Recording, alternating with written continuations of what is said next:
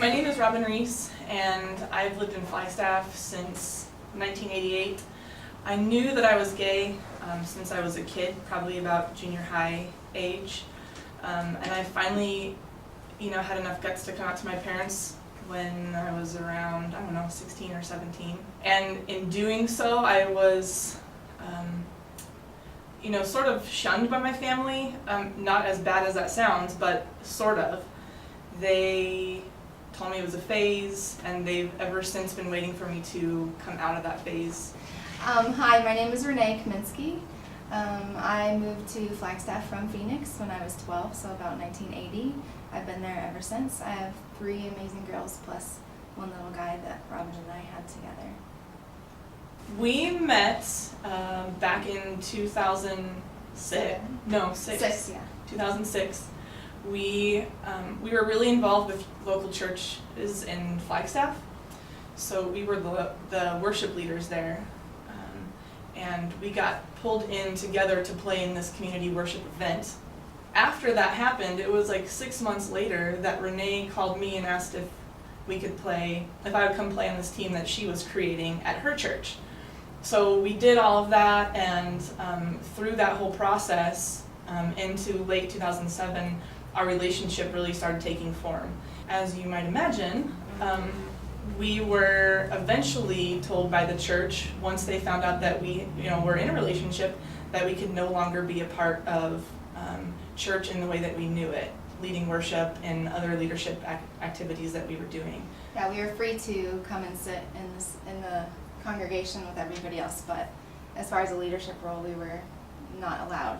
So Robin started a wedding photography business around the same time. Yeah, like right when we started doing the worship team thing together. Yeah, and once our relationship started, it just kind of became natural for me to join her, and we became a duo together in the photography business. It's actually really successful, and it became even more successful once we told our couples about our relationship rather than trying to hide it, because people really appreciated us being honest with them, and telling them, this is who we are, this is what our life is about, and we are not going to hide it. And so that's sort of driven part of what our business is being true to ourselves and true to our couples in the photography aspect. We had an actual coming out to our couples, which was kind of interesting because we would take our rings off and hide them, and we were like, we can't do this anymore. So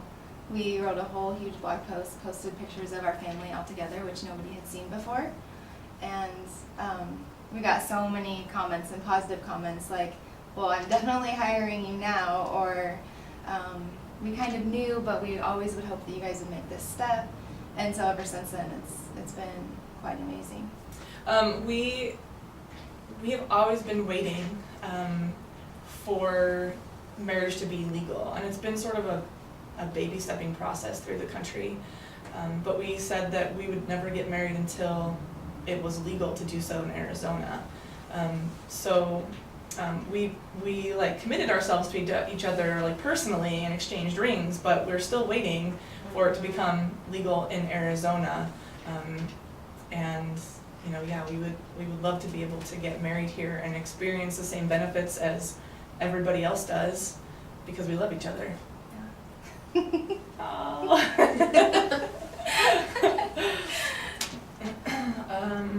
So when I met Robin, I had 3 kids from a previous relationship, and they all moved in with us and split their time between us and their dad. And Robin was kind of kid-phobic at the time. I was. Extremely.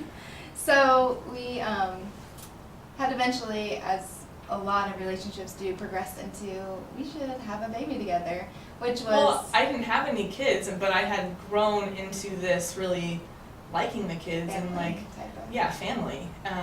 And the concept was so cool, and wanting to experience the things that she had experienced, but for us to experience them together became really important. We agreed to start the process of trying to have a baby, which consisted of all sorts of things, from medical insemination to then doing a home insemination with her help and help of one of our friends.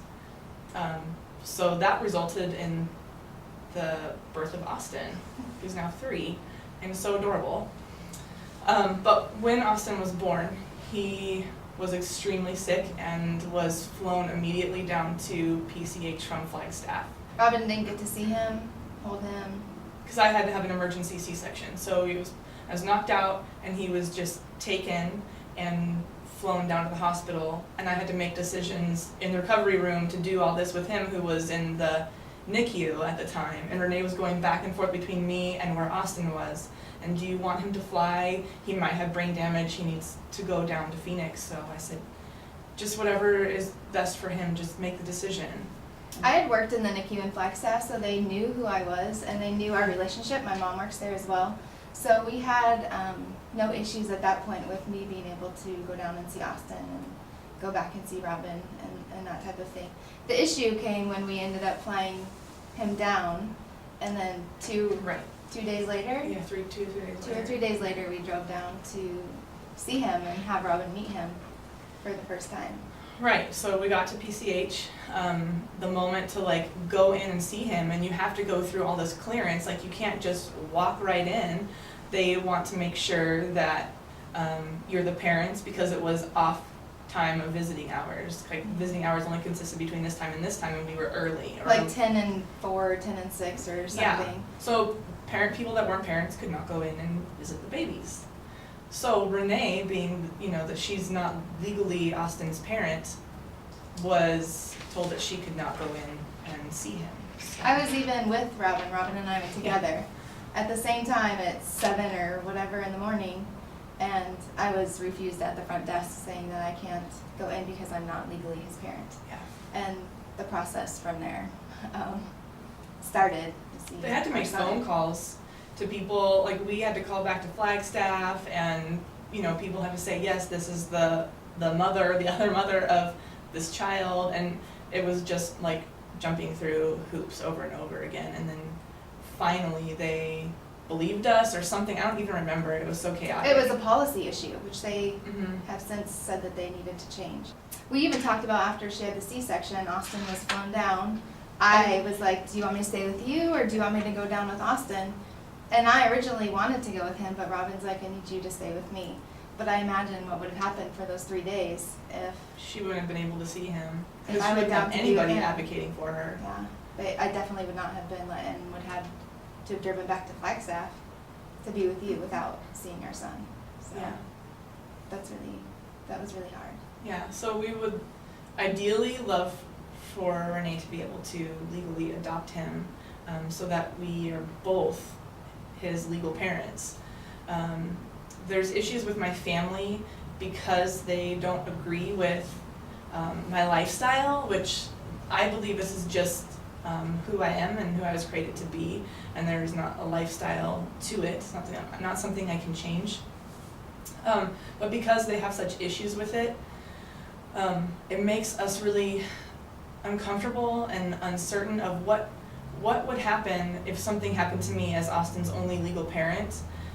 Would my family try to come in and do something so that Renee would have no control over it, and then he'd be taken away from her?